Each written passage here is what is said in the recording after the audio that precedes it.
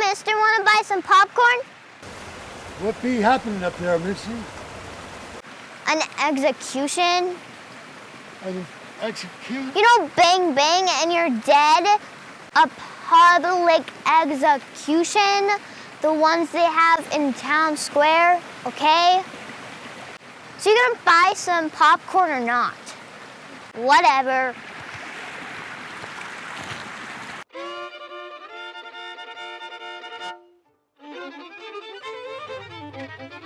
I'd say he looks a little bit worried. Brought it on himself. They always do. Smile. Say cheese. I said say cheese.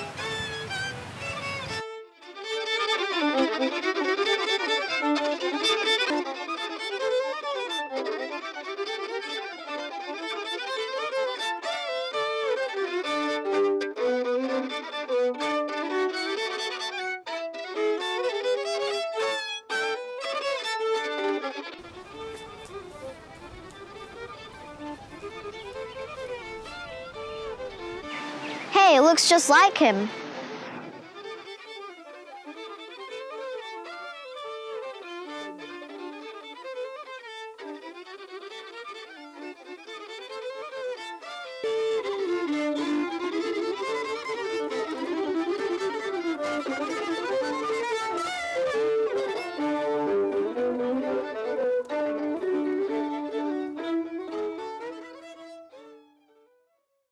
(24471).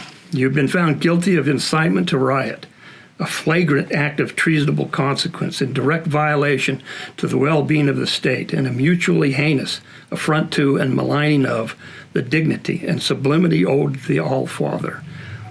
Declaring dangerous doctrine, archaic ideology embodying imbalance and disharmony long ago abolished by the higher order, constitutes a death sentence. Further, confusing with the intent of altering the minds of our youth with crippling concepts of a non-existent God in order to create weakness and restrict one's full potential out of fear of divine recrimination. In short, conspiratorial dogma and behavior that puts at risk the stability of our laws, the best interest of our populace, and the betterment of lasting order. As such, in accordance with Section 24B of stated charges against 24471, said insurgent will be delivered up for execution at Nigel Woods, just west of Ignacio Street, June 14th, 2021. The customary location of such punishment, Haynes Public Square, currently in use for the week-long celebration of All Father's Day. On your knees, dissenter. I bow to no man but my God, and you're as far from being him as I am one of the state's blind sheep.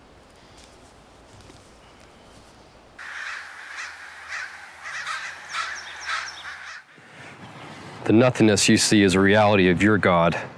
He lives in me. You can never take that away. What does it profit you that this God of yours finds place in a dead man?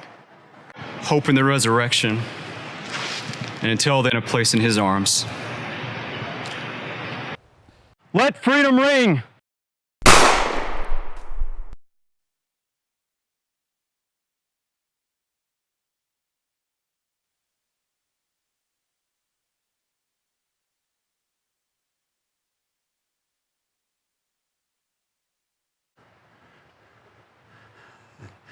God will one day have his say. Oh, I would that you could, old man. I would that you would now, today. As the bard would say, 'tis the consummation, devoutly to be wished. But, of course, he was talking about death. Horrid thought. Why, are not you dead already as to things that merit being? I'm an old man, and what can an old man do? Excuses, excuses. You thrive on them. Yes, I do. They, alas, are the food of life. Without them, I'd be as dead as that agitator. Dead, perhaps, but more alive than ever before. Oh, leave me be, you wretched fiend. I would to God you had dementia, to be oblivious of me. Oh, blessed day that would be, Mr. Lincoln, to be free of him at last. Let us away from this place. Yes.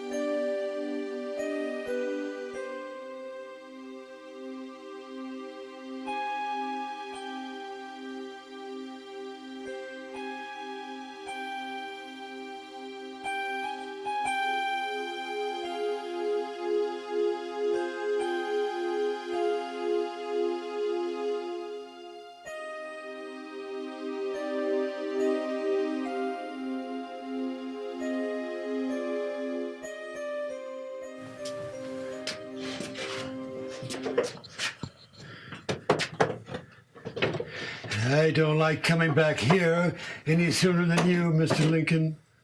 This sorry hole is rather depressing, I admit.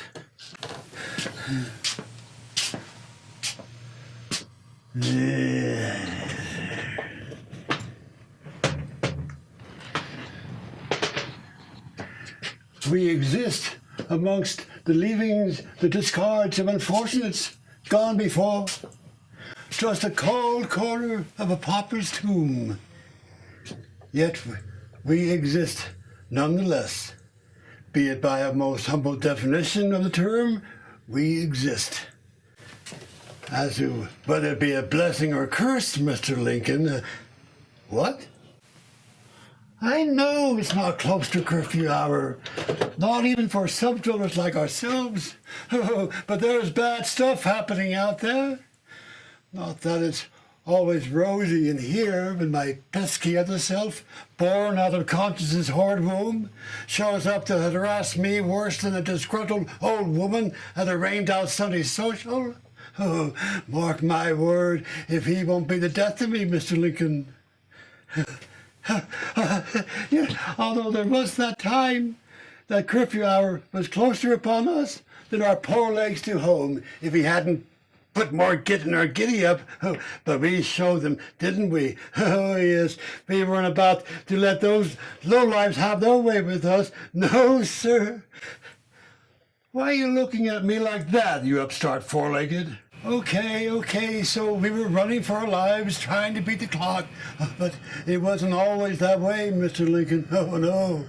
There was a time when a body could stay as late as he wanted, say what he wanted, believe as he wanted. But then things began to change. Yeah. It all started with the little things, like you, the lesser but noble things. The eagle, the deer, the wolf, the animal whole. Everything that in its own unassuming way afforded a portion of grace to a ravished earth, now littered life's crippled dreams. It lay washed up on Stydion's sorry shore. A myriad herald memories crying out of the wind in wretched unison from somewhere deep in the sprawling shadows of guilt's eternal glance. Man had commenced to limit his compassion to one of his own kind, and the wreck of goodness became a tale too sad to tell. And this was no storybook memory, the kind of make-believe nightmare that ended with the closing of a book. Oh no, it was as real as pain and death. Oh my sweet, sweet God, such painful silence. How can a child ever hope to feel the sanctity of life with hardly a stir in the field? when nature's only song to sing is the wailing dirge of wind through bone, because the laws were made by the hunter. And man had the unmitigated goal to call the killing sport. And why? Because to have called it by any other name would have immoraled the look of his pleasure. By taking the genocide as approved recreation, it flattered destructive fancies, tumbled the walls of social conscience, and filled the world with beasts of the two-legged variety. It was more than a man could figure, more than a heart could stand.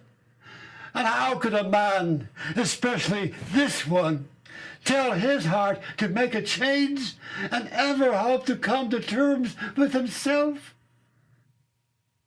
I'm tired, Grandpa. We can't stop here. It's not safe. Your sister's right, Raleigh. We're still too close to the holding unit. And when they discover we're gone, there'll be men and dogs looking for us. Rest will be ours, Raleigh, I promise. But for the moment, we need to press on, okay? Yeah, okay. The wrong things were called animals. It was the well-dressed man with weekend hunting notions, not the poor shaggy thing hiding in the bush, or the innocent they branded dangerous when he snarled to save his own. Mankind has succeeded in doing everything humanly or inhumanly possible to make a sacrilege of his dominion and the pretense of his call. Although there were still a noble score of outcasts who vocally decried the plunder. Reason had long since denied the yet uncorrupted conscience the power of restraint. But it was in a coward's safe whisper that I cried out, if reason is based on the power of waste, then God save me from the wisdom of my race. Oh, for the glory of yesterday, when a man was allowed to feel, when the soul of him was permitted to sing his song, and he could, without edict or reprisal, dare to hold a child in his arms for more than just a day.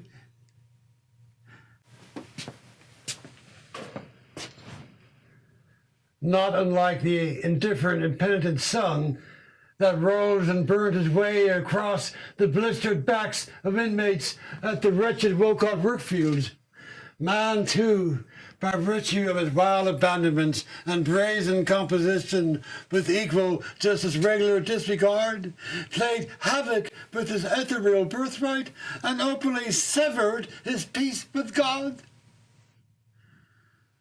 And having obliterated the creations, he drew into other pleasures, the casual dismissal of human values. Lust became the essence for a man's continuance. Sin, like some airy wine, stole soberness away, and in that movement of childlike dumbness, they flung their Bibles in the sky. Man had slipped wantonly into a chasm where it was too cold to feel and too dark to see, and he paled into an existence that puts my reflections to shame.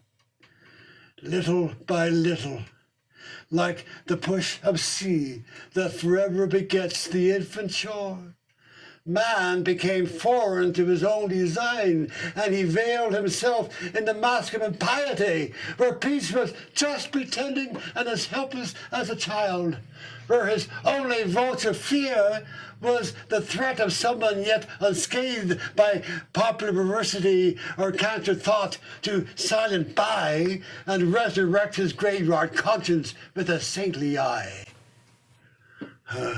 It became very unpopular to occasion religious thought.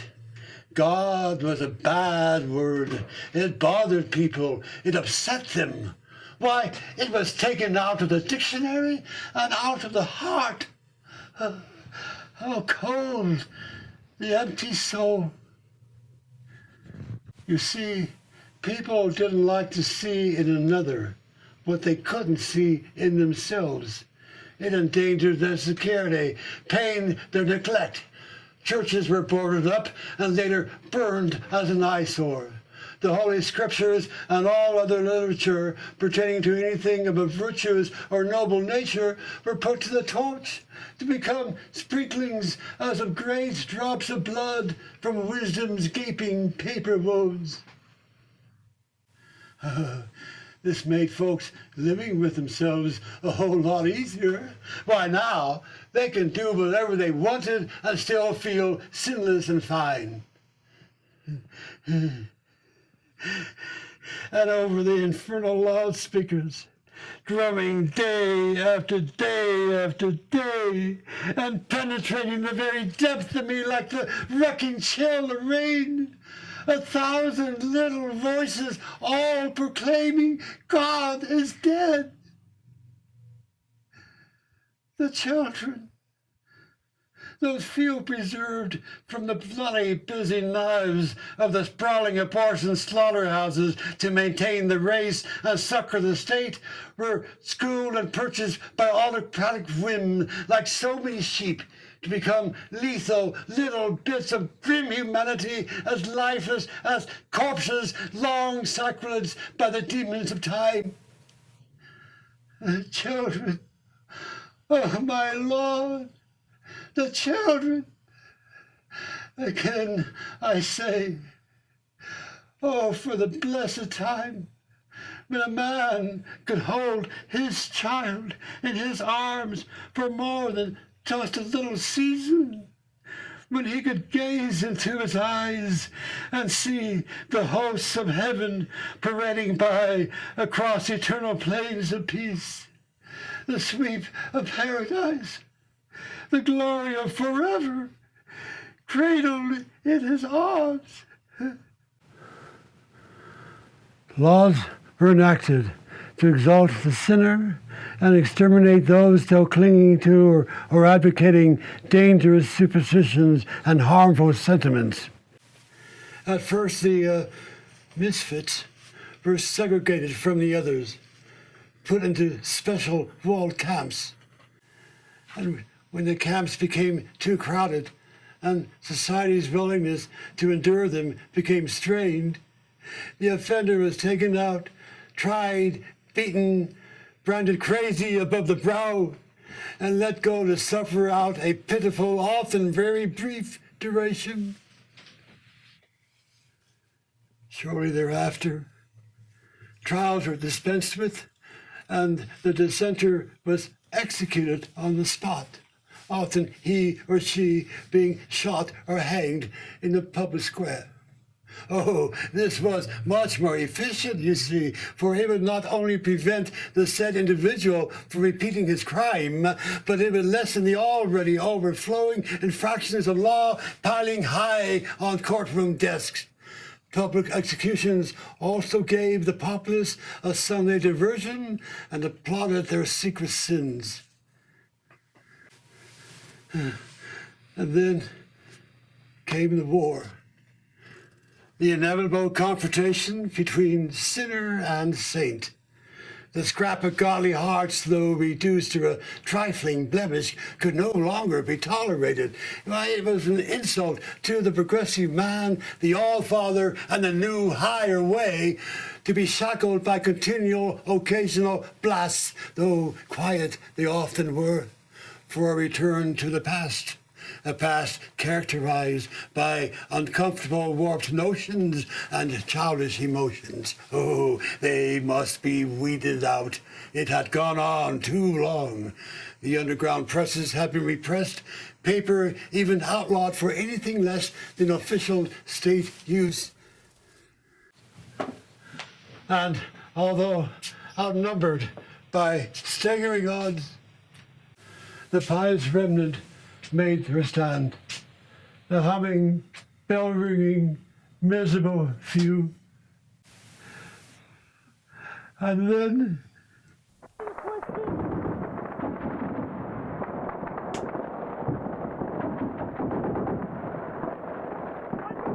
Am I the only man alive still lingering a belief in God? The only one who played hypocrite the day my brothers and sisters stood in the streets and died, declaring to a city beset by demons the truth of their conviction. The only one to watch the gutters fill with Christian blood. Am I the only paper Christian left? The only one not man enough to say God lives out loud?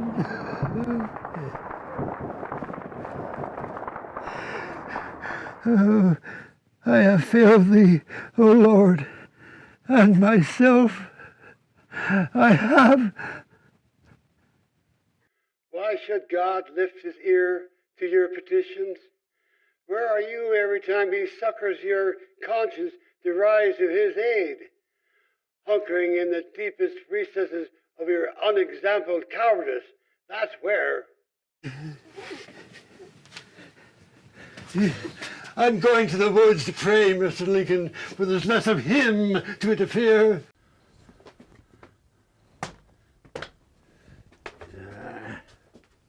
Dream on, old fool. Dream on.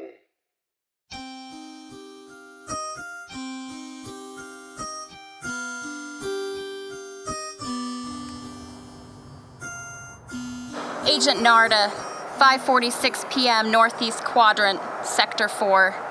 In pursuit of suspected dissident. Subdweller, number yet undetermined. Believed to be an apostate to the higher order. Given to lunatic, self-incriminating mutterings.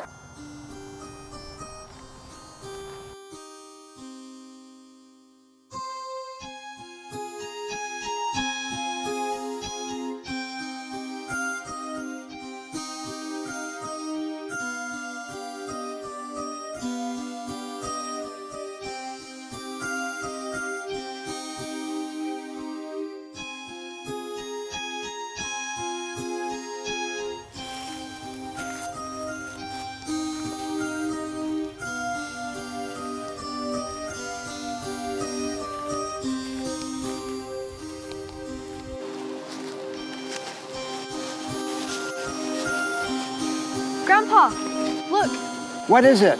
a man over there.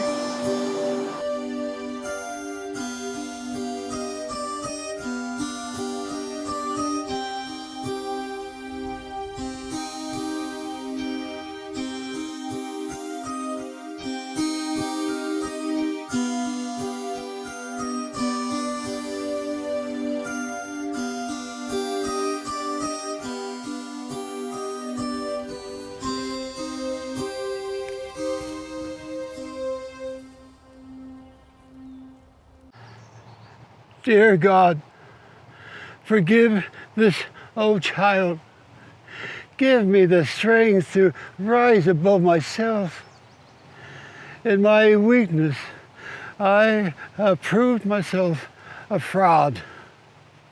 My world, a small, failed place, Father, darker than a morning veil, and littered with an old man's regrets. With nothing of me to draw notice, but the wind-driven stench of my mouldering shame. Putrefying guilt that rivals the damnable stink wafting from the little rows of smokestacks at District 7, where the remains of state agitators are burned. Said ranting hostile engaged in prayer just south of Haynes Crossing, proceeding to execute law in accordance with Statute 4 of the state's behavioral guide regarding pietistic petitions.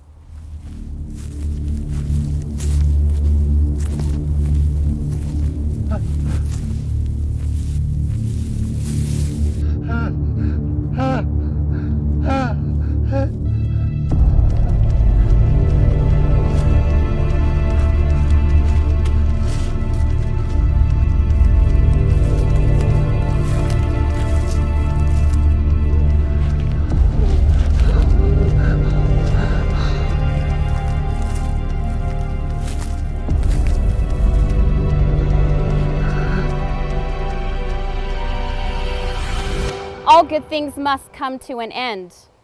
Must they not, old man? I know of no good things that any more are. Surely in all your hoarded, craven seasons of too long life, conspiring pursuit of pious imaginings, you've had ample time to make peace with your illusionary God. Alas, I let my principles collect more dust than ever I could raise. Your lunatical babble speaks against you quite loudly, quite plainly, you crazy old dote. Who listens to a crazy person? Why, no one. They just laugh. So I'll just be on my way, if you don't mind. To dawdle at my age, oh, it could prove fatal, you know. Yes. I apologize. There's hope for you yet. Why, you just made absolute sense. It's even prophetic. You dawdled, and it proved fatal.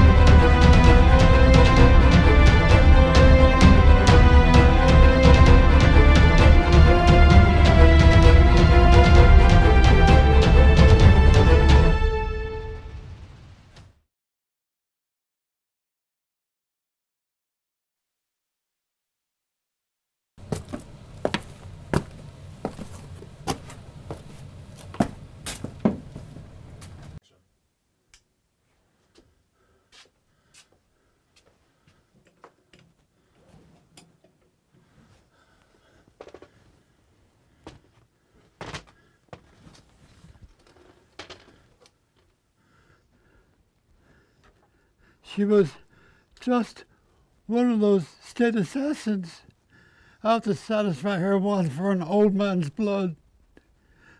I've seen her in the newsprint before.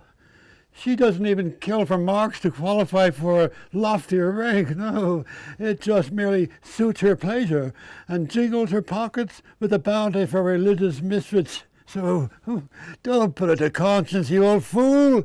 It was self-defense. Yes, yes.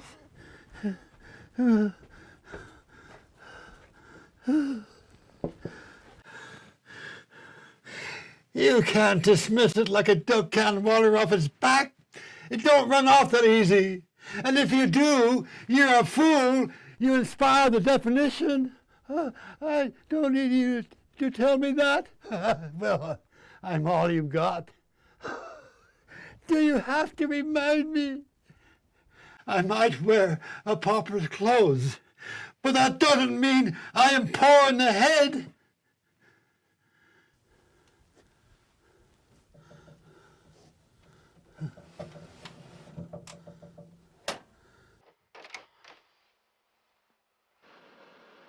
I find within myself an obsession, born out of negligent dreams, to reach out a bit further than the length of my limb does permit, than the unhallowed bounds of law permits.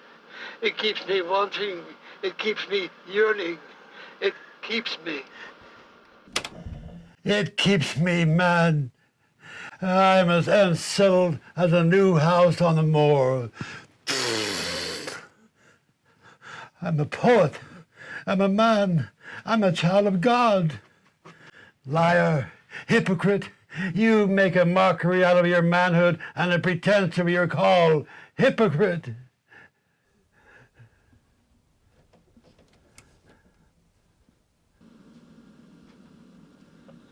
I seek the words that fail me.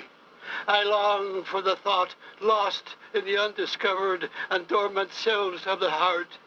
I cannot find the strength of mind to unlock that still gray door before the eye of my pen that holds the breath of my desires. Liar! Your pen has enough ink to fill these walls with scripture, but the man won't write them down because the man's a coward. He bows himself like crumpled foil before the shadow of the state and writes blasphemy across his soul. Ha! His fears, they're more widespread than old gossip. The beauty of a flower is the wonder of the thing. Oh, but you can't wonder on it with your pen because it runs right into God. And God is a bad word, isn't it, old man? And the state doesn't like bad words, does it, old man? There's a corpse-shrouded plain to prove it, isn't there, old man? Fear plays upon you like time upon the crumbling clay soldier in the park.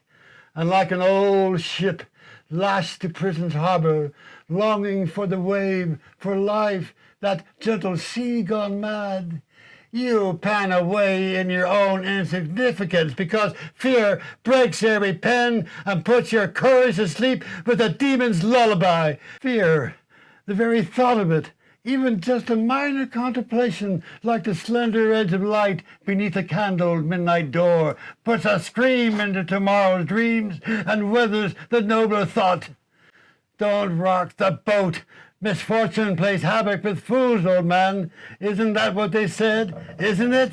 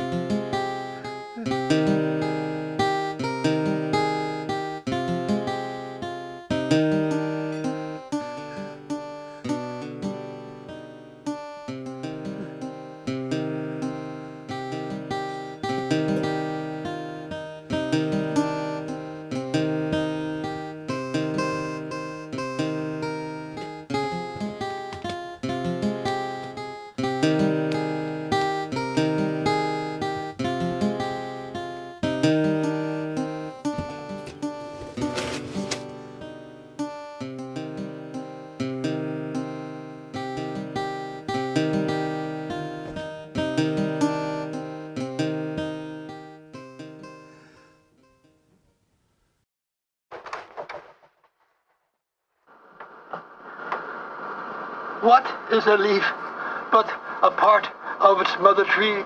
Perhaps the most beautiful part. I would that I had but one beautiful part. Am I not like a tree with branches wide? But alas, I have no leaves upon the bark of me. Not one.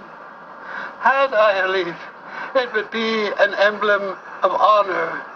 Crimson red it would be, like trees at autumn time.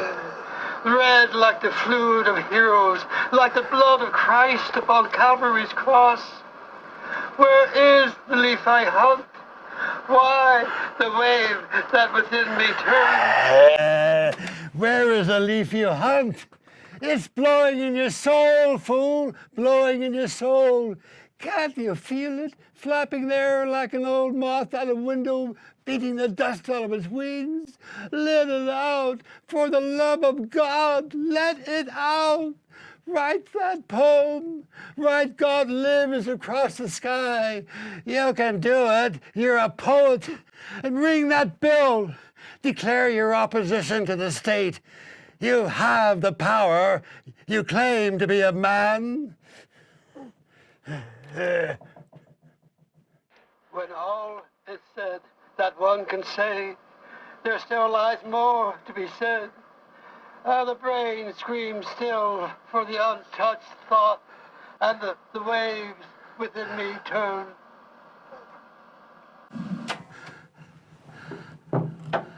How can you reason with a fool, especially an old one?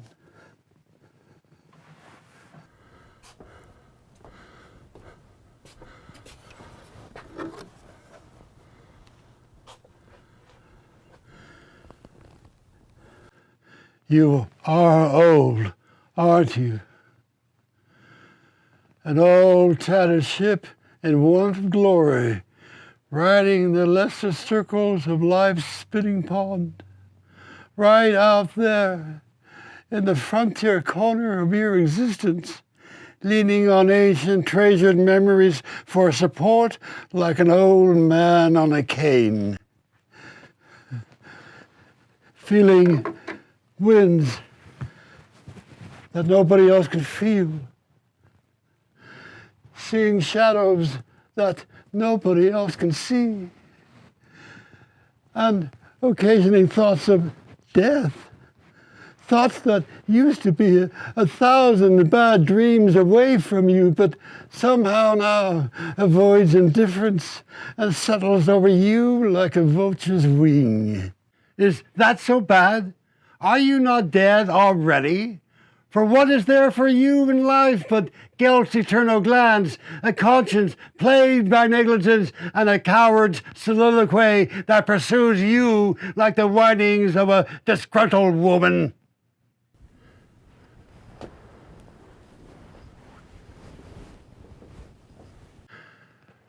Life's quiet villain has crept across my road and robbed me of my glory, Mr. Lincoln.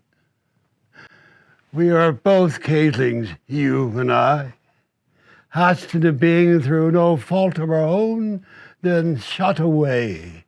You in that cage, me in mine. Oh, but at least you've got some privacy. At least you nearly fulfilled the measure of your creation, which all I had to account for was being born into time and dying out of it, and not all the rest in between. There's the royal rub, my friend. Life has more catches than a fisherman in a lake full of hungry flappers. And one of those catches is being wise. Oh, not good to be too wise, Mr. Lincoln, because then you have to put up with the ignorance of the rest of the world. You have to be a god or an innocent like you to get past catches. And I'm as far away from being a god as I am from being innocent. Yeah.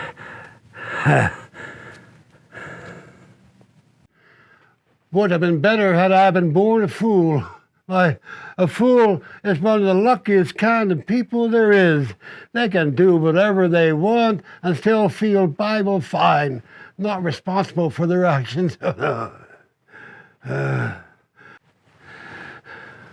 But all I'm close to is dying, passing what little time I have left, watching sleep's half-drowned blanket sobbing ever forward as in total death, drawn by the aging hand,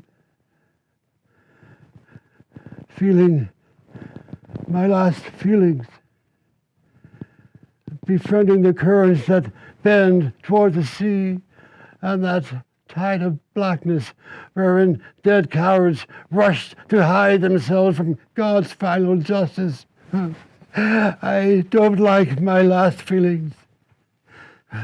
Then change them while the sun still rolls and burns across your brow, while there is still a day in you. Change them, write that poem. Then say with conscience clear as the unmarred dawn, thou old musty shape of death, the cold summer, the last tomorrow, mother of grief, I stand no longer a warrior at your gate. Let me in, let me in. Let me drink of thee and swallow in thy night, and burst into a shade of even darker light. For I've a light that burns forever. For does not a light shine as brightest when surrounded by that very blackness? But time delays me. It gives the coward a chance to change his mind and put off till seasons of tomorrows, but fear requires and time permits he avoid today. I've endured so much pain. Can I then be defined a coward still? I've endured a demon conscience like a soldier, a battlefield of woe. How then can I be a coward still? Because you compromise your principles through fear of reprisal, through fear of being hanged by your full neck in the square. I have not compromised my principles. I have not abandoned my Lord. Well then, for the love of God, write that poem. Write God lives and freedom matters across every eye. Anyone can lock himself up in the room for the all of his living and claim he is sinless and fine. But until he opens that door and steps out into the whirlwind of life, his principles aren't worth a bucket of beans. So, my paper hero, write that poem or be damned. I can't. Why? Because because you're afraid. Because you're a coward. I won't put up with it. Get away from me. Get out. Get out. I won't put up with you. Get away from me. Get out. Get out. I won't put up with me. I won't. Villain! Imposter!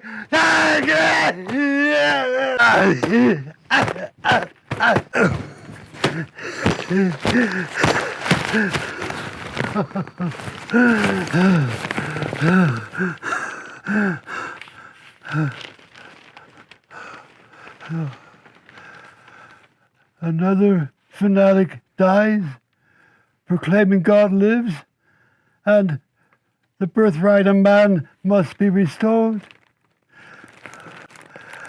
I'm going to write that poem. I'm going to litter the streets with it. Where's my paper? Here's my paper. What? No paper? No paper? The silence that I am. Don't you remember? The Loyalty Bureau assigned you to write those poems for the state. That was your allotment for the year.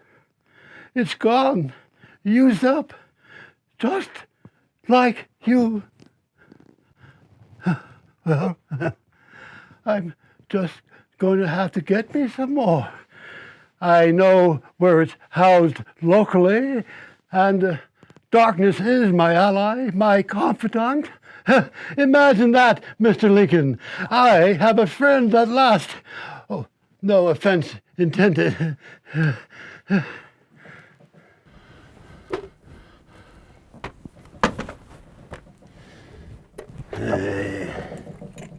Well, don't just stand there. Be off with you while your dreamland courage allows. Hurry before you wake up and discover you've been courting a nightmare. Your courage is just a guest, you know, and guests don't stay forever. Especially an unwelcomed one.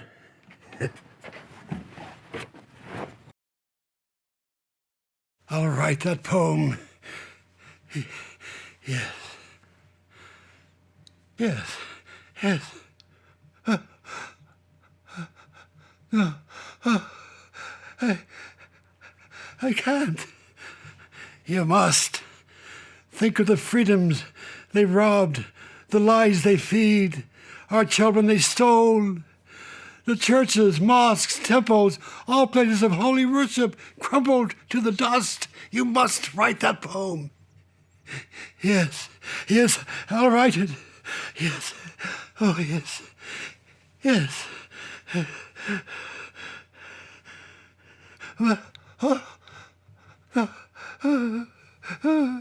No, I can't. I can't.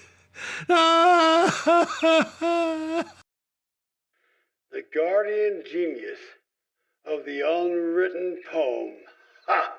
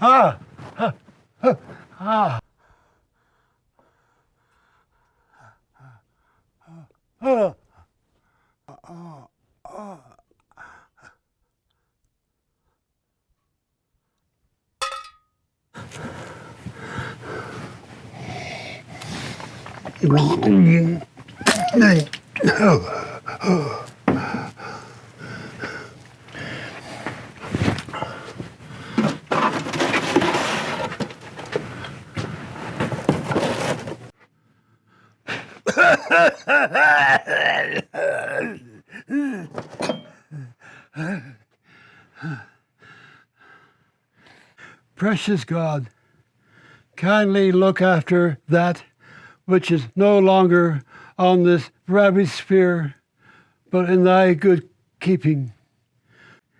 Those lesser but noble things, the animal whole, restore that which the state, under the diabolical whims of the All-Father, have stole away, the innocence of youth, and that which I let fall into ruinous disrepair. Failed courage that withers the emaciated hope of an old man's right to be. And bless this food, that it may serve a nobler man in me. Yes.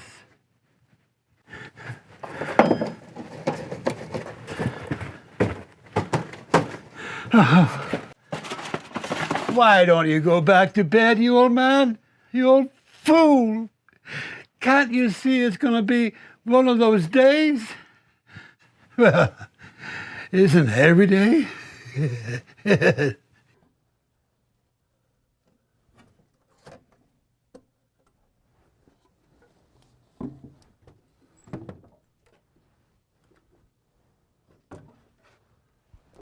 That's right. Go ahead. Gorge yourself. Give yourself enough strength to suffer out another day. If you had enough sense, you'd go back to bed and die. Oh, but I don't. I'm a fool. Remember? You best go easy with this, Mr. Lincoln. It's heavenly, I know. But you go all of it down as quick as you please. I'll wager my backbone to a jellyfish you'll find yourself there in Beulah land. And I don't expect God is into cupcakes any more than you're into manna. Your system can't tolerate the likes of such. No. Junk food is your start for life, Mr. Lincoln. So best you mind some manners. Yes. It wouldn't be so bad if they had some of my sweetheart's cheese enchiladas. Or maybe even...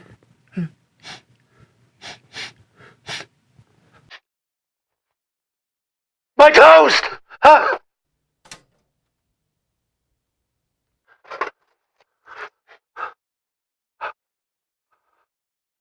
It's cremated!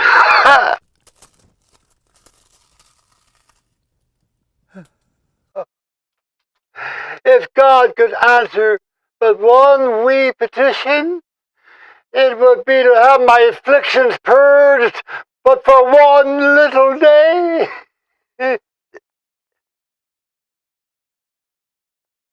The last time I heard you ask for your pains to be relieved, I heard the devil laughing. Ah, this day will not devour me. I will be happy yet, even if it kills me. Isn't that right? Isn't that right?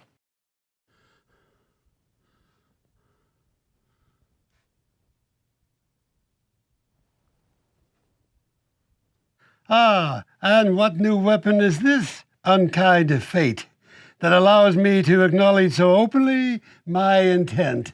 If music can soothe the savage beast, why not a testy, belligerent conscience?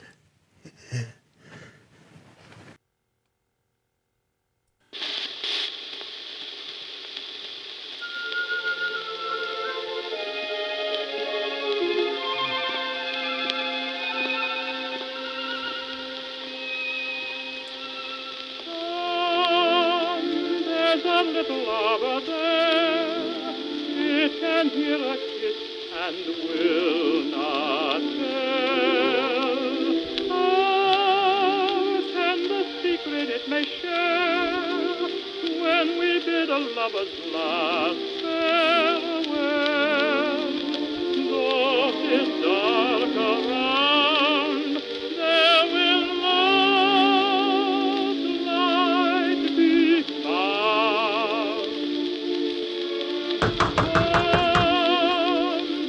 Come to the little lover here, there is nothing there to fear.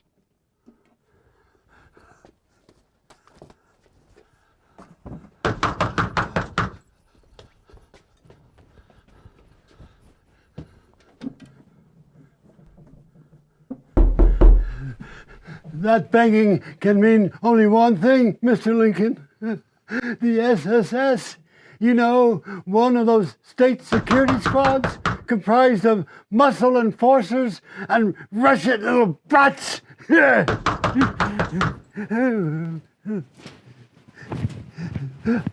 Ah!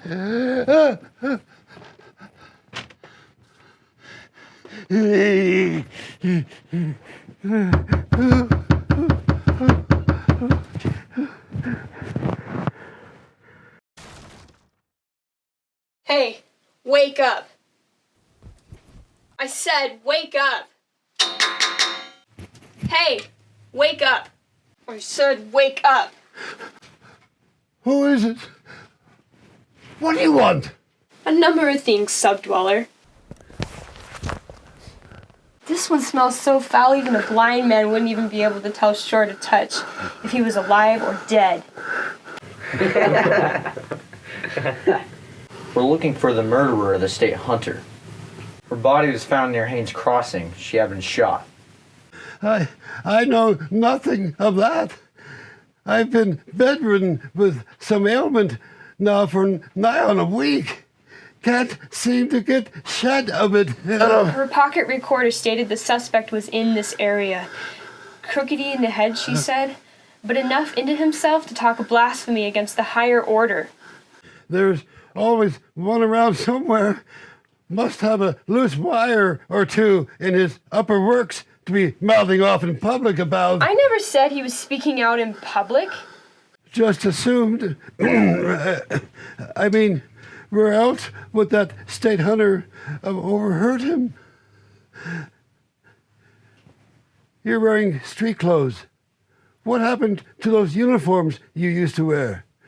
Did the state decide you can better serve its ends by moving about a mite more unnoticed, invisible, as it were?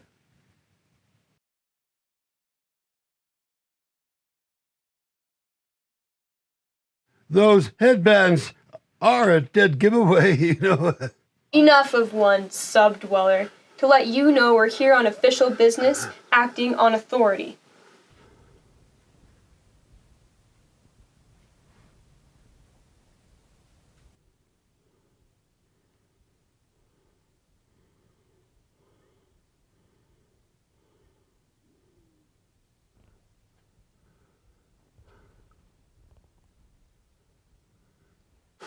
always sleep with your hat and coat on?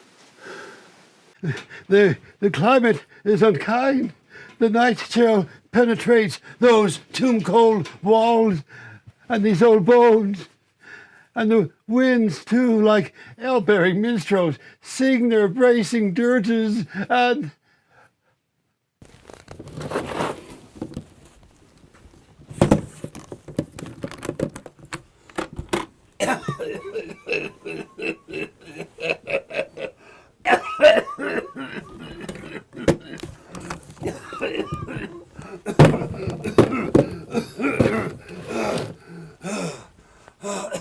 We're also in search of an escapee from one of the state's holding units who was awaiting punishment when he absconded with 2 of his grandchildren. What was their offense? He was heard mumbling something of a religious nature during a state salute, and he spoke of God. And his grandchildren? It's us who ask the questions here, subdweller. But to satisfy an old talebearer's intrusive yen for news, and perhaps to dissuade you from making the same mistake, they were with him, unreared by the state and accomplices to the offense. I see. Is that an air of sympathy I detect, old man? Oh, no. I was merely reflecting on the enormity of their offense. Being exposed to their grandfather's sentiments, they cannot be trusted. Such a thing leads to independent thought, something most dangerous to the welfare as a whole, leading to disorder, in turn feeding the spirit of rebellion, planting seeds into chaos, ripening into war, of supernatural nonsense that in no way helps stabilize or maintain the established order. A higher order, where peace and not chaos is the rule of the day, and where... Is there something I said that upsets you, old man? It's my affliction, my illness, the pain. It produces seizures. All right, what's your number?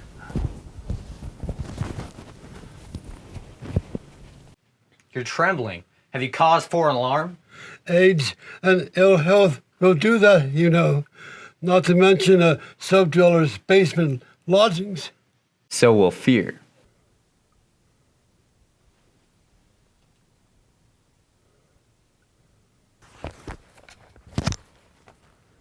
$10279? You know, old man, they've logged more about you in this file than you have in all of your memories. Let's see. Daughter deceased. Grounds for initial detainment. Negative, irreversible behavior regarding state and school instruction. Fondling detrimental notions of the divine and indoctrinating her fellow peers with the same. Notions which I assume you have long since abandoned. Official death report states she succumbed of an illness at Camp HUD, Unit B, ward for incorrigibles. Wife, number 10280, also deceased. Cause of death, prolonged despondency over demise of said child. Foolish woman. She was not a foolish woman! Are we to interpret that as a defiance of accurate state records? You thumb-sucking, brazen little brats, parading around here like something out of a Mother Goose's bedtime story. I can tolerate the cops and robber routine, but oh, you lay off the heavy stuff before I put you over my knee, spank out some baby tears, and take away your Captain Space comic books for a week. Why, you still carry the scent of your mother's womb, you sorry little... Are we to assume that careless outburst to be a verbal attack on state officers? Think wisely on the temerity of treason. Call it a misunderstanding. On whose part? Yours or the state's? Mine. May I help you with something, young man? You have an alley rat in your keeping? Subdwellers must stick together. We are a pauper poor lot. Consider my derelict lodgings. Barely enough room to stand up. Exposed wires, pipelines, like the ravished innards of some poor beast. A Patrick outfit at best. Get to the point. We do have a schedule to adhere to. The point being, misfortune does breed strange bedfellows. Actually, I'm fattening him up for a meal. Beggars can't be choosy. Well, when you're as poor as I am, food is food, but mustn't tell Mr. Lincoln, or else he might decide to starve himself, and then I wouldn't be able to. Pets are not permitted. You know that, don't you? They tend to promote sediment. I am aware of that. If you're gonna eat the thing, then why bother to give it a name? Everyone and everything is something in particular, is it not? And everyone and everything in particular has a name. That thing already has a name. It's called a rat. If I don't make him feel at home, he might suspect something is up, and, well, rats are very intelligent, you know. You expect us to believe that? You're young, and knowledge grows with age. Why did you name it Mr. Lincoln? A name like that conjures revolutionary notions. The Lincoln of old was all about foolish anti-state doctrines such as... Oh, him! I was talking about Hobart Lincoln, the Allfather's right-hand man. As an insult? That thing in the cage is a rat. No, you misjudged me. Just as I am proud to display our blessed Allfather in my home, I desire Hobart Lincoln's name, at least, lacking his image, also represented. I assure you, I meant no disrespect. I am a poet, and those in the arts, if you weren't aware, are known for bouts of eccentricity. Yes. You have paper, old man? Are you not privy to the fact that there is a law restricting its use? Agitators use paper to promote their revolutionary agendas. Someone broke into a local state supply store last night, stole a package of government stationery. The night watchman was sleeping on the job and didn't discover the break-in or pilfered paper until this morning. That scrap of paper has been there long enough to claim it grew out of the floor. As I said, I am a poet. I need paper. But I used up my allotment for the year weeks ago writing for the state. I have none. I tell you, none. Check the record book, Missy. It will tell you the state employs me. Don't instruct me, old man. I know my job quite well, I assure you. So you admit taking the paper? I admit to no such thing. I don't need paper. I have a recording machine right there on the table. See for yourself.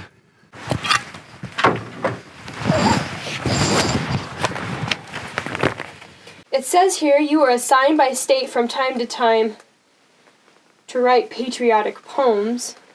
I see no machine. Under the shirt. It's there, under the shirt. You weren't trying to hide it, were you? Would I have told you I had one if I was trying to hide it? Hey, don't get uppity, old man. It's an old machine. Dust could put it to ruin. I was merely protecting it. Protecting it? Or yourself? I have nothing to hide. Go ahead. Play it. I have nothing to hide. Between trees slip winds, the distant sound of airy violins uttering soft the melody of merrily. What's that? Who's merrily? She was everything to me. She was my wife. Merrily was her name before the state issued her a number. It's obvious such trite clouds you're thinking. I suggest you erase those sentimental trifles before your weakness gets the best of you, and the state finds cause to erase you. Is that clear? I can't hear you. Yes. Speak up. Yes, yes, yes!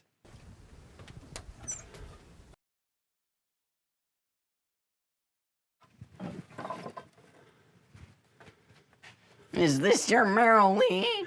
Put that back!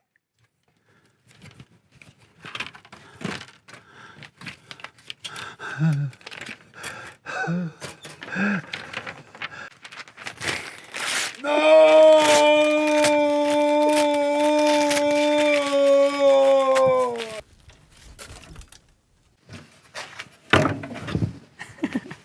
man, I'm just trying to help you overcome your weakness. We care about you, old man, even if you don't care about yourself. Is all this really necessary? Has not your basic training made you sufficiently aware that the state does nothing that is unnecessary? Of course, but haven't we spent enough time with this old fool? He obviously knows nothing and is too sick to have done anything but roll over in bed. The state has an interest in you, old man, and we'll be looking in on you again real soon.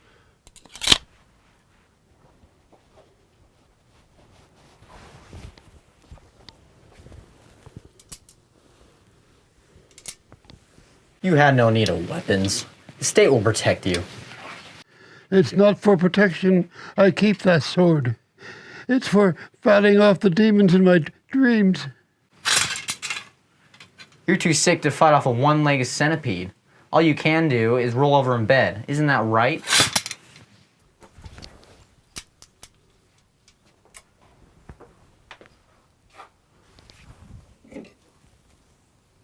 What is it you study with these? Do you perhaps monitor the movements of state officers? Or... I study the movements of birds. I like to bird watch. It would be wise not to study the wrong things. I'm too old to be watching girls.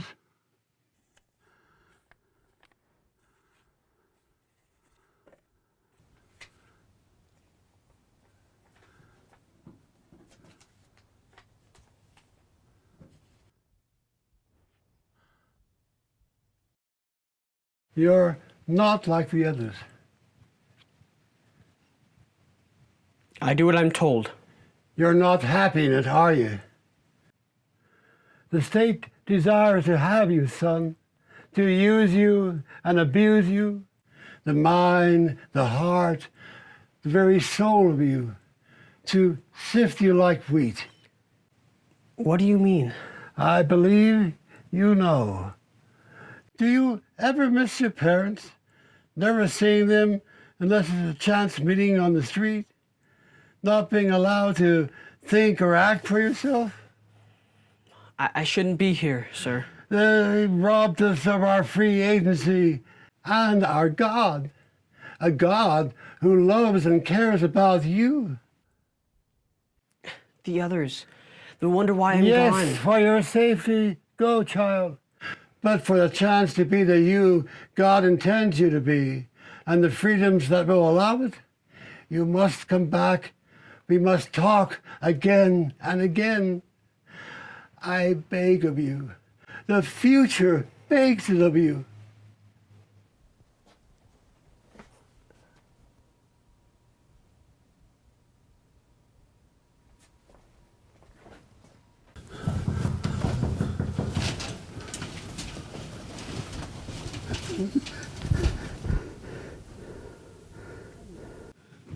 Who are you?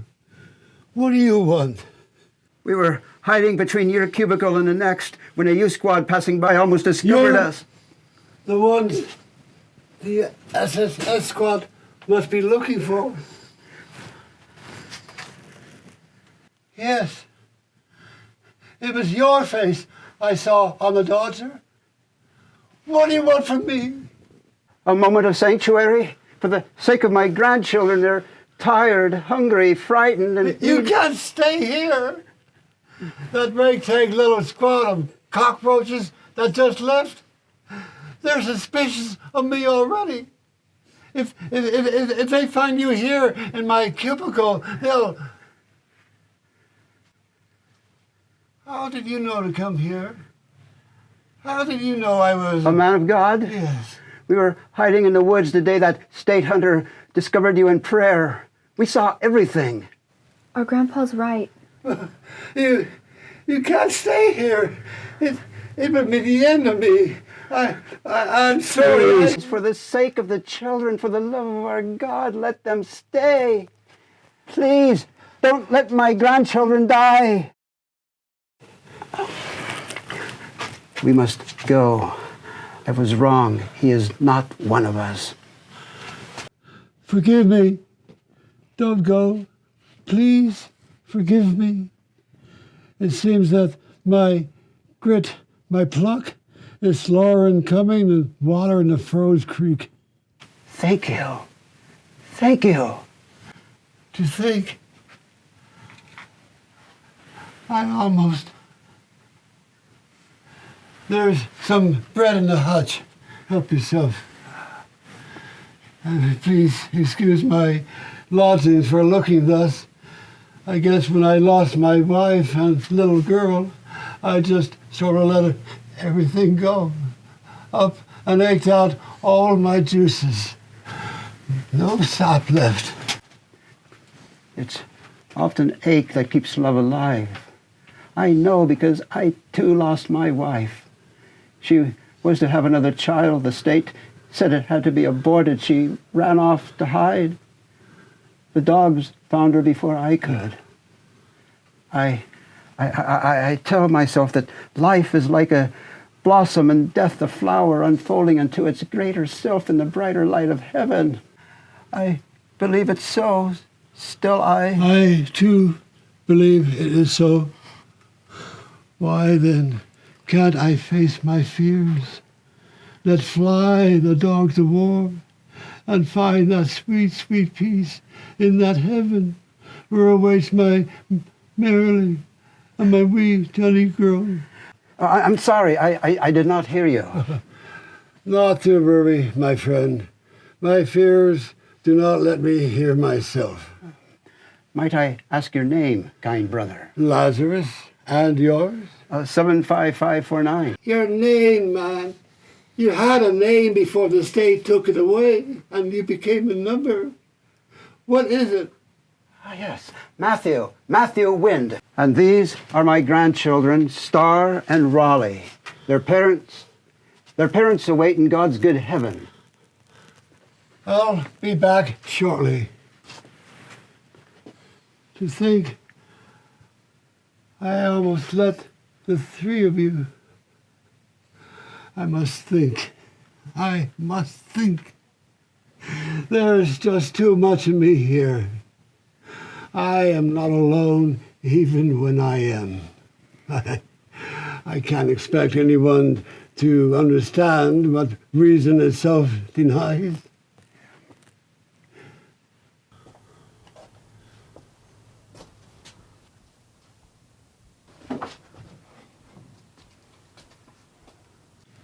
That belonged to my little girl, Raleigh. It helps me remember what the state would have one forget.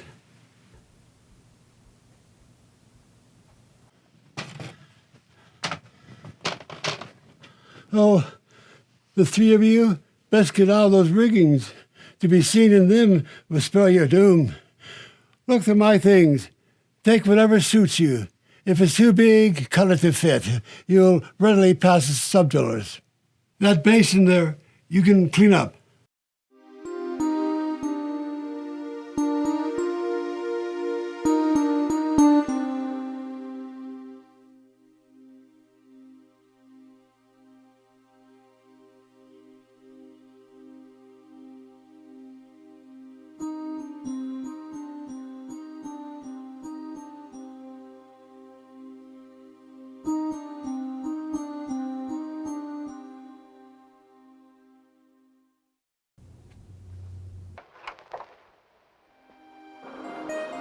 Beauty is the thunder, a stampede of stately creatures turning the dust in heaven's wilderness.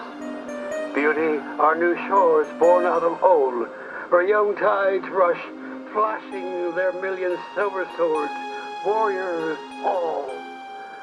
Beauty is the eve, the gentle shadow of a satin wing resting o'er the sun.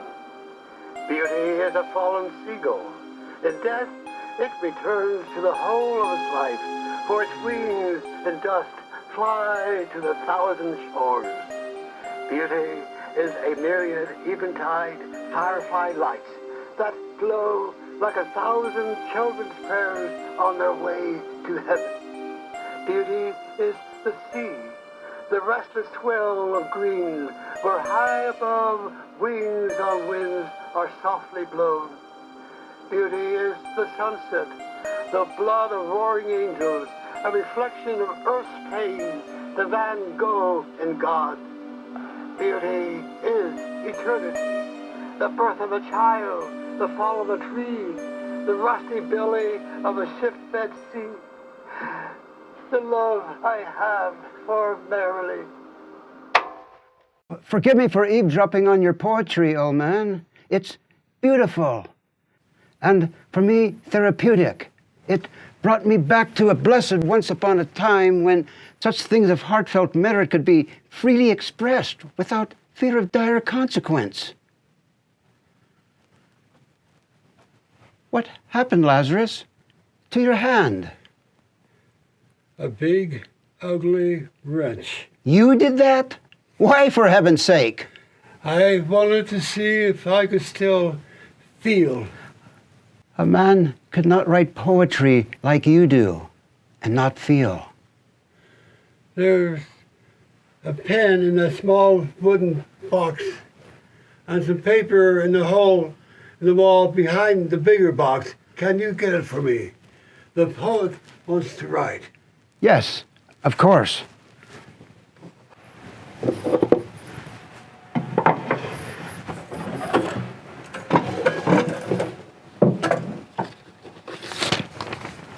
Might I ask what it is you're going to hang lace on now? A very old poem, my friend. One that I whisper to myself and to the rat in the cage over there, again and again in moments of infant courage.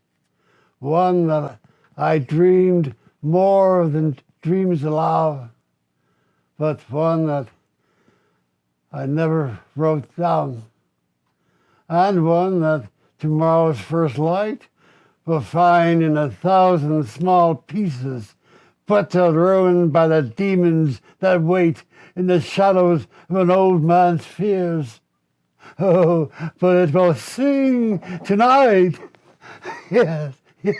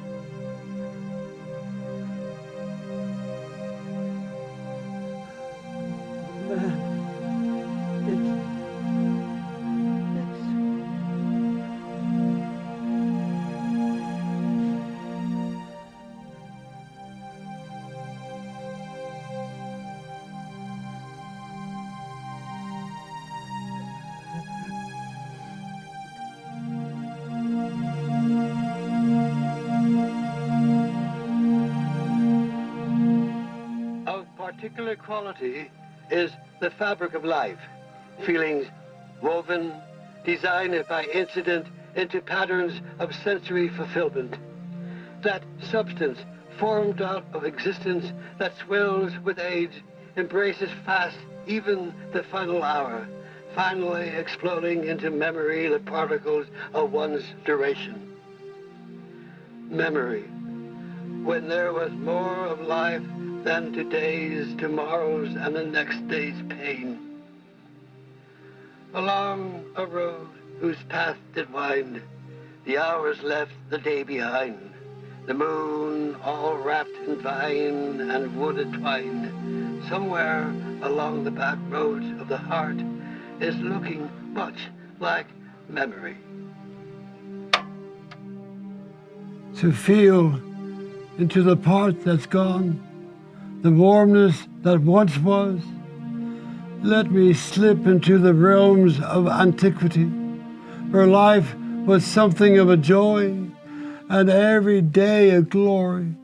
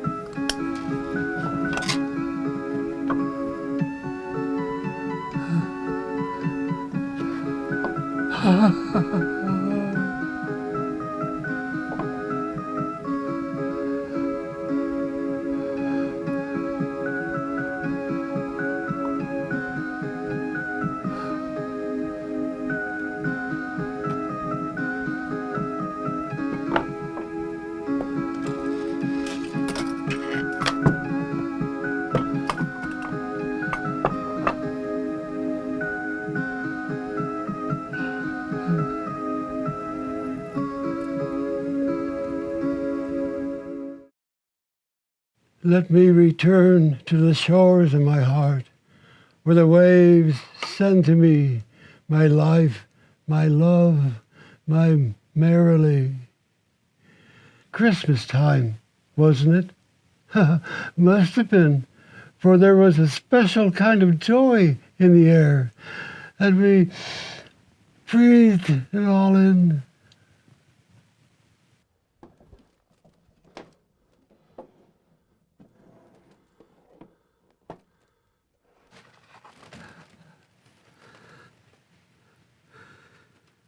The other little you, with the look of yesterday.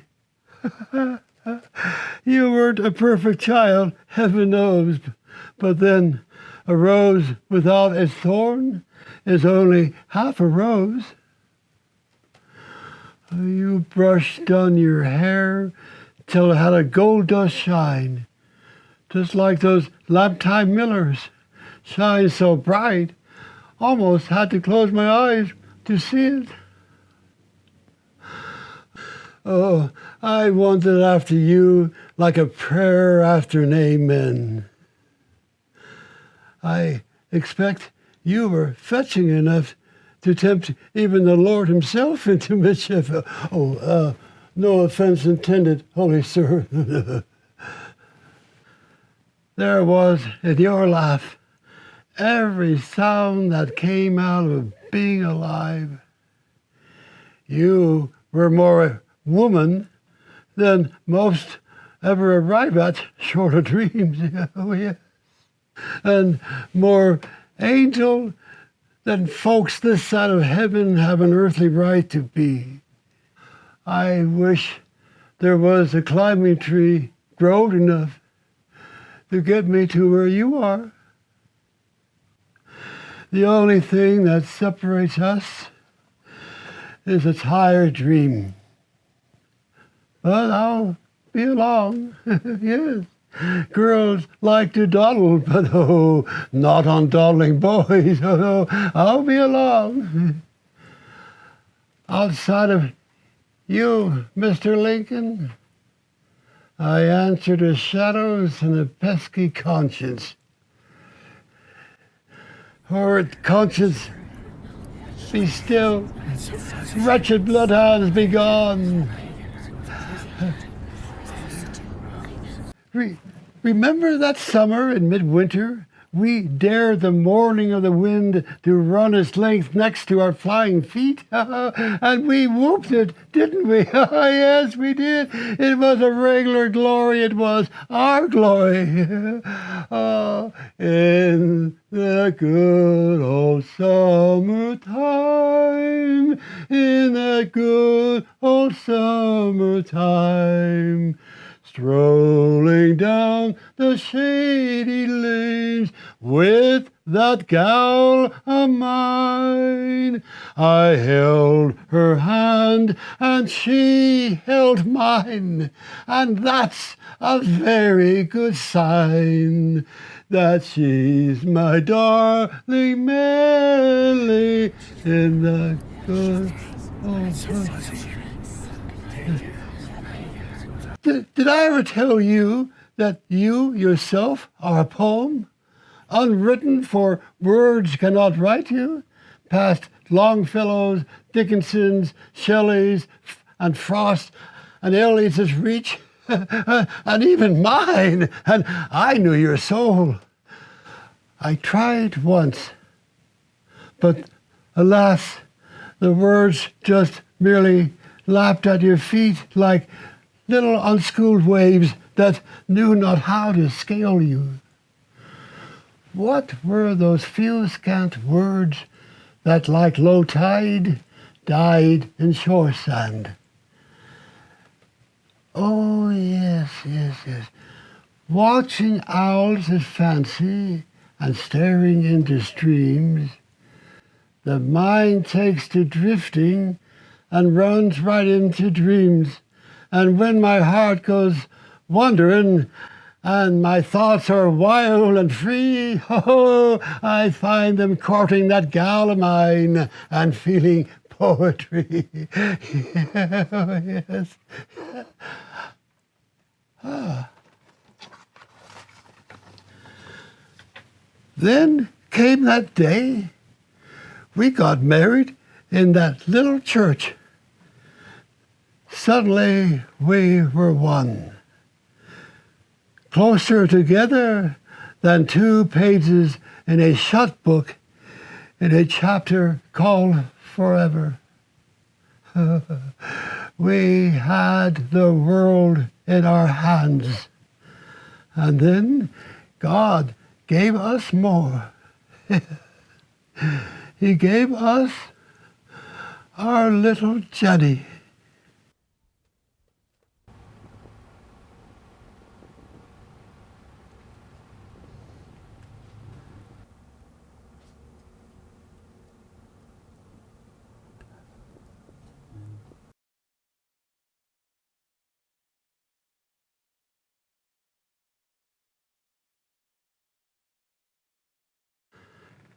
She had a smile that could light up a whole world, especially her papa's heart. My little Jenny, my little Jenny. Papa, Papa! Jenny! Mama wanted me to tell you that she loves you, and that Heavenly Father is taking just as good care of us in His heaven while you did while we were here on this earth place. I can't stay, Papa. Oh, please. Jenny, please. Please. Dear Father, please. Another woman. We had so few together before the state took her out of my arms and out of my life. Please, Father. Just one more moment.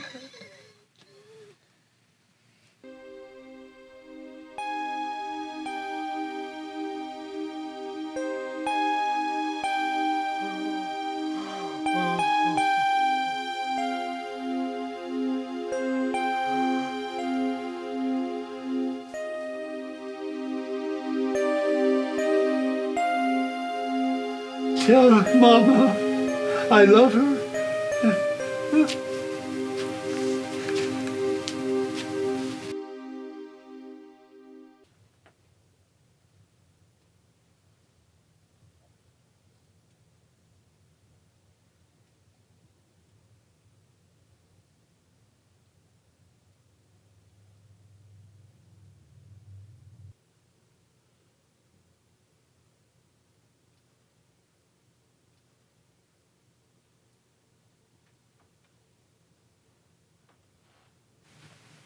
Lazarus. Lazarus. Jenny? Who? Oh, Dreamtime Angel. We have something to tell you. What is it? We talked it over, the three of us. Talked what over for Pete's sake? Our leaving. Leaving? You can't leave now. They're out there looking for you. What we have is a message for all. It will never be heard in hiding because the world is out there in the streets. You wrote a poem last night and filled our pockets with dreams. We have enough for everyone. We want to share them while we can. Where are you going? Into the world, into the streets. You'll be killed, all of you. I don't understand. When I was a child, I thought the world was only as big as the little circle of mountains around me. I couldn't see beyond them. They were bigger than my understanding. When I got older, I climbed over those mountains and I discovered the world went far, far beyond. The Lord is a lot older than we are and wiser. There are things that He knows that we don't, things that are bigger than our understanding. All we got to do is climb over those mountains and... But you're gonna die. Aren't you afraid? We will be caught. It's only a matter of time. Things of great worth often require great sacrifice. Things like freedom. Now this here freedom stuff doesn't always come as easy as the dawn out there. Oh, it used to cover the land like the light of day, all right. But the sun goes on forever. Don't have to prod it none. The night doesn't have a hold on it for more than a few hours. But freedom, it has no natural law to keep it regular, Lazarus. A body's got to keep an eye on it. A man leaves his freedom to the winds of change, is liable to up and blow away, like ours did. You gotta tend it like a farmer does his fields. A farmer can't stand around all day with his hands in his pockets and expect his corn to bang into the sky. No sirree, he's got to dig his hands into the dirt. He's got to fight for it. And so it is with freedom. And that's not so bad because effort rubs a shine into it and pretty soon you can see it 1,000 miles away, all the way to God's own throne. Grandpa says the state would drop the charges against us if we denied our feelings, our beliefs, in public. But how can one deny that which is even more precious than life? It's just something we got to do, Mr. Lazarus. It's okay. Tonight we get to sit at God's table. Shine on, good poet. Thank you for helping us, Mr. Lazarus.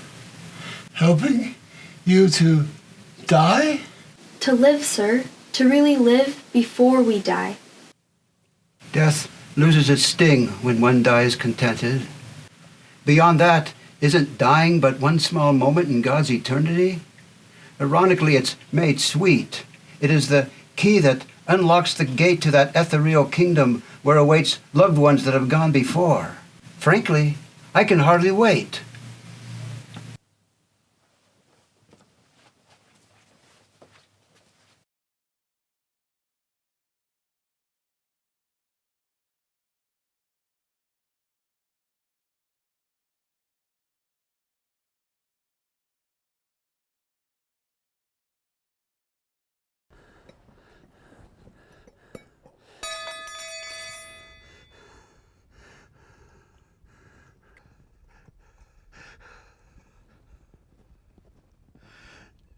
Damn glorious Bill, why can't I ring thee like my brothers and sisters did theirs when they died on the streets?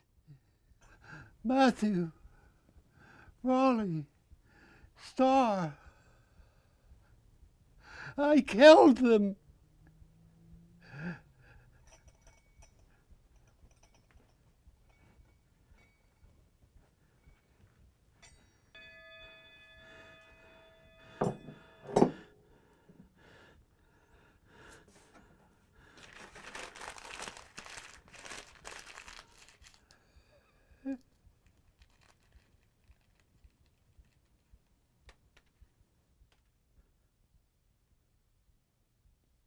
But you gave them courage, dignity. I won't let you dismiss it that easy. It's not a question of dismissal. They were going to die anyway. The man said so himself. You will let them go gracefully.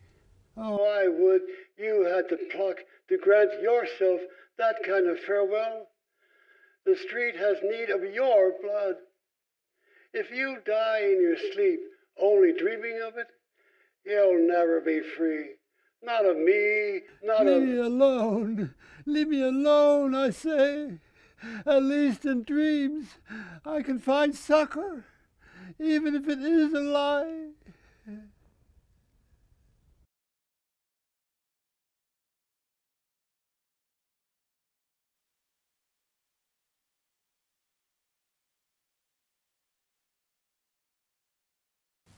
Hi, Mr. Lincoln. Old Charlie's got something for you. Yep, he does.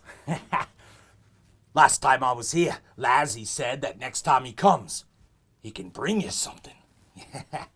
And when old Charlie stashes something in his think tank, there it stays, till he decides it's forgotten. Oh, almost forgot.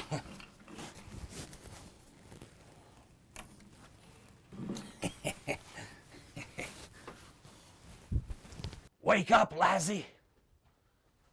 It's Charlie. Old Charlie, who's come to finish the game what we started last time he was here.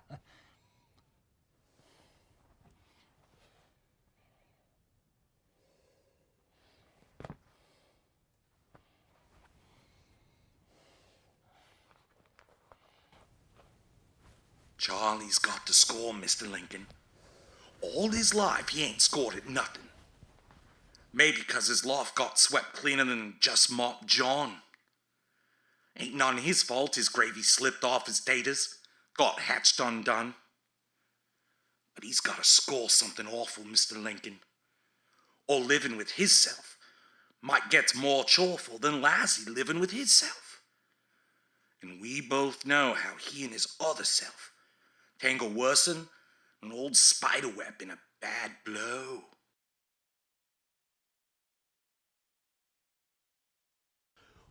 Wake up, Lassie. We gotta finish that game.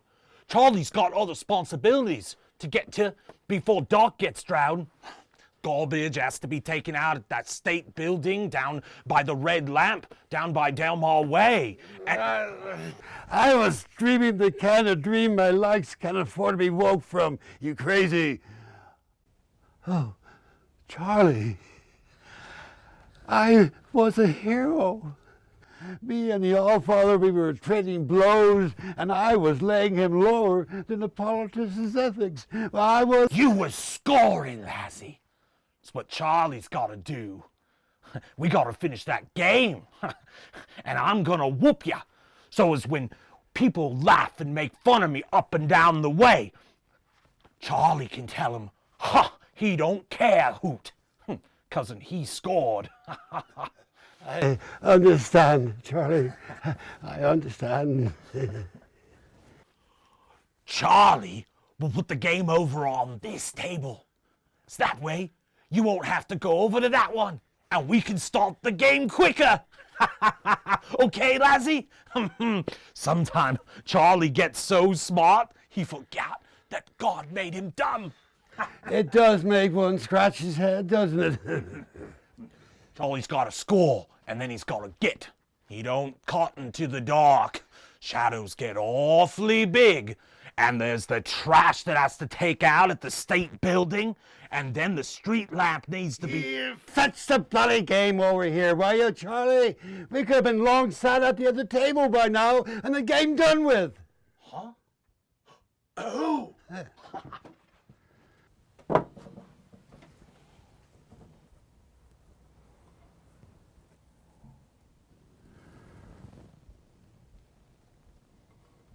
It's your turn, Lassie. How do you know for certain, Charlie? Why, it's been nigh on 2 weeks since When Charlie first came in, he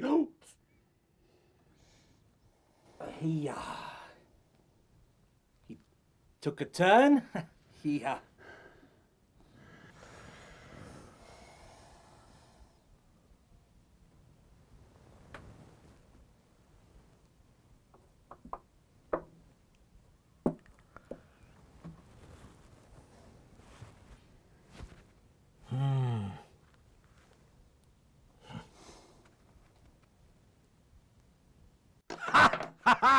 He scored!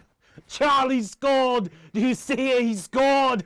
Yes, he most certainly did. He scored! Charlie saw some others who scored today too, only they died for it. But Charlie didn't die, did he? No, Charlie didn't die. Look, I'm alive. Better to score and stay alive than it. Tell me more about the ones that died, Charlie. Did you witness it, Charlie? Did you see it? Charlie just come from cleaning the johns down Majesty Row when he'd seen an old man and two young'uns, which was with him. The old man was louded up, singing about God and the likes, freedom. The boy and girl was singing about Jesus and stuff. And sudden like, guns were louding up too. Boom! Boom! Boom! There was blood all over. And then a man in uniform was yelling at Charlie to mop it up, and Charlie don't want to talk about this no more, Lassie.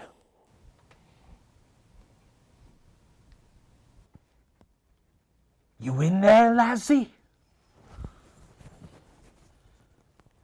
You're not dead, are you, Lassie? Oh, Charlie's not liking none of this.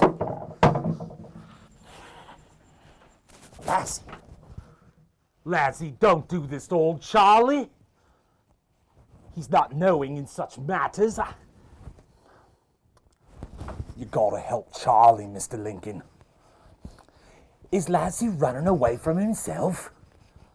I know he's not too partial to himself, Mr. Lincoln. Speaking of Mr. Lincoln. You're back! Oh, you had Charlie scareder than a long-tailed cat in a room full of rocking chairs. But where'd you go, Lassie? I thought you was dead. Not yet, Charlie. Not yet. Charlie, I need you to take care of Mr. Lincoln. Take him home with you. Could you do that for me, Charlie? Huh. You going somewhere, Lassie? Yes, actually. Been a very long time in coming. When you gonna be back, Lassie? Don't expect I'll be coming back, Charlie. Oh, Lassie, if you're thinking of running away from yourself, Lassie, well, you're likely to get found as soon as you get somewhere else, seeing as how yourself is liable to be right smack dab where the rest of you is. Is there something Charlie's missing?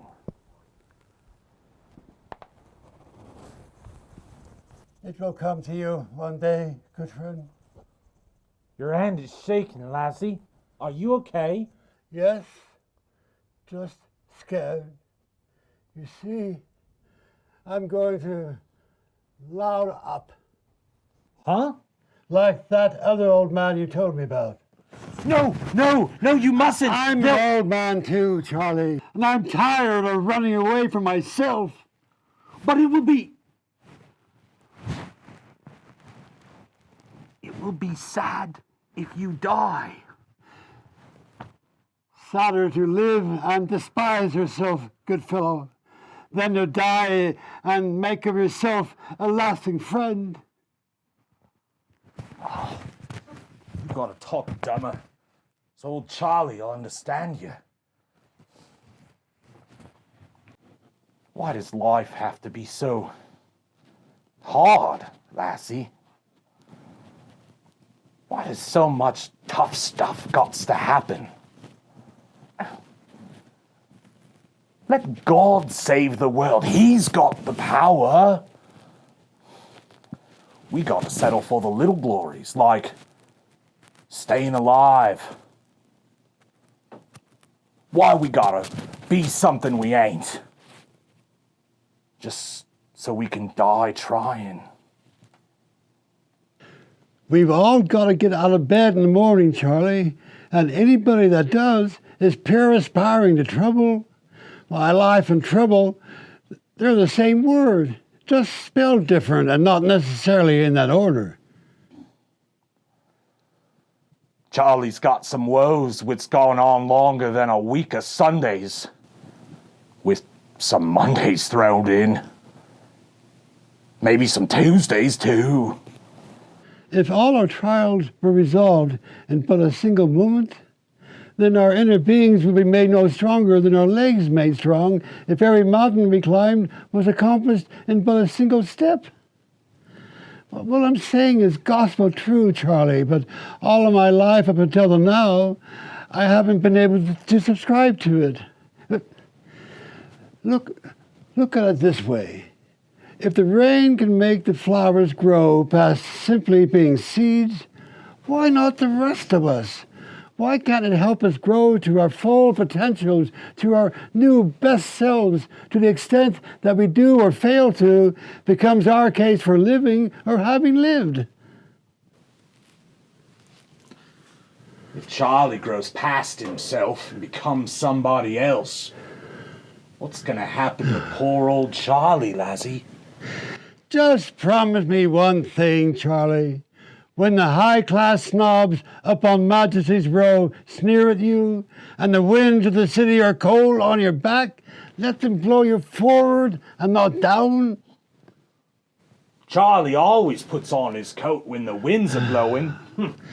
He may be a tittle poor in the head, but he ain't no fool. Nope. I see. And you better see to the state office, Charlie, before the state sees to you. And take Mr. Lincoln with you. Peanut butter is his favorite snack.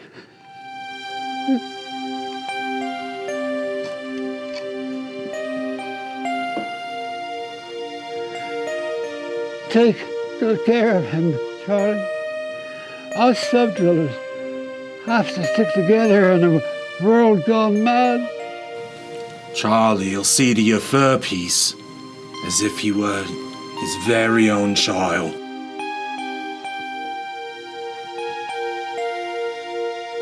With Mr. Lincoln gone, lassie, who's gonna see after you? Maybe an angel or two. There's a whole lot of folks what's gotta be looked after. Might be you'll be finding yourself in line. Oh, but I've got connections, Charlie. You see, I know two of them by their first names.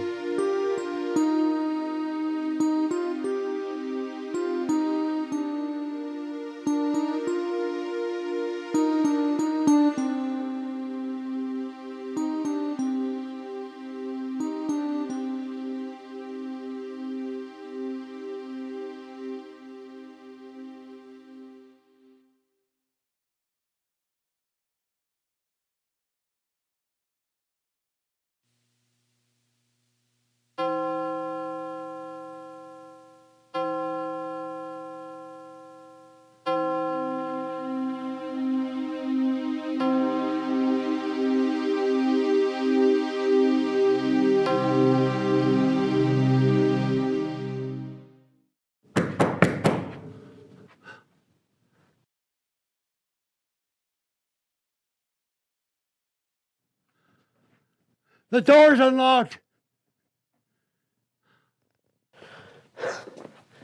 Tell me about God. What? I want you to tell me about God, sir, and about acting for myself. So you can die like all the others? No. So I can live like all the others, even if it's only for one day. And a little child shall lead them. What, sir? Nothing, son.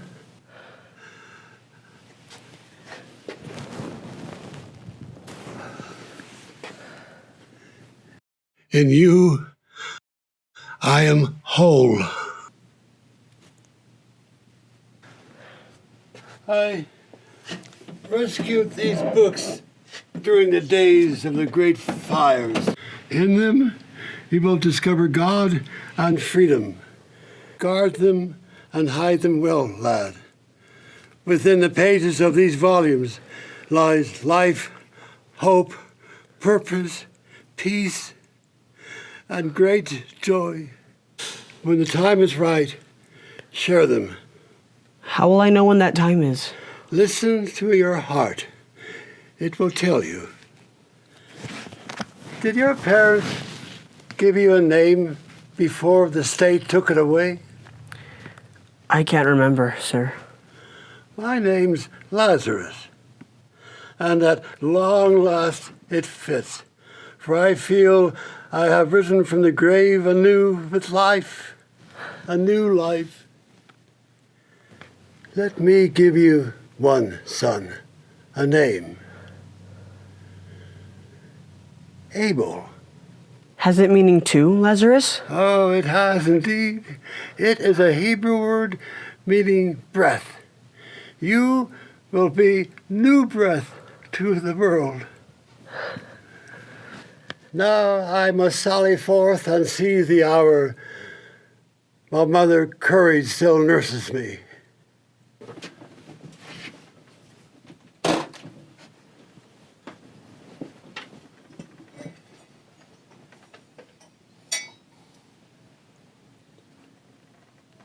Today, another bell will ring, Abel. Mine. Must you go, Lazarus? It is at last my moment, Abel. It is in me to make a stir.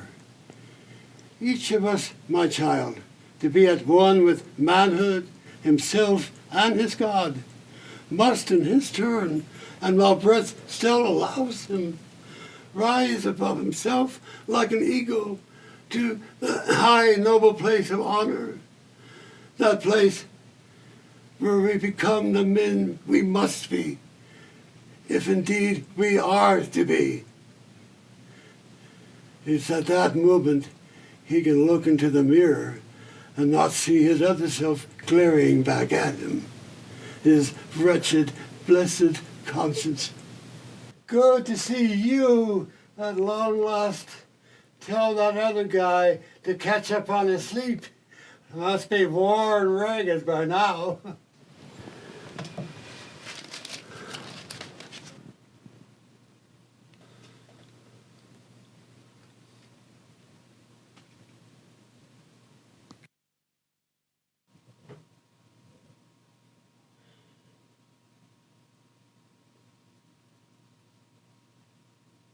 He did it.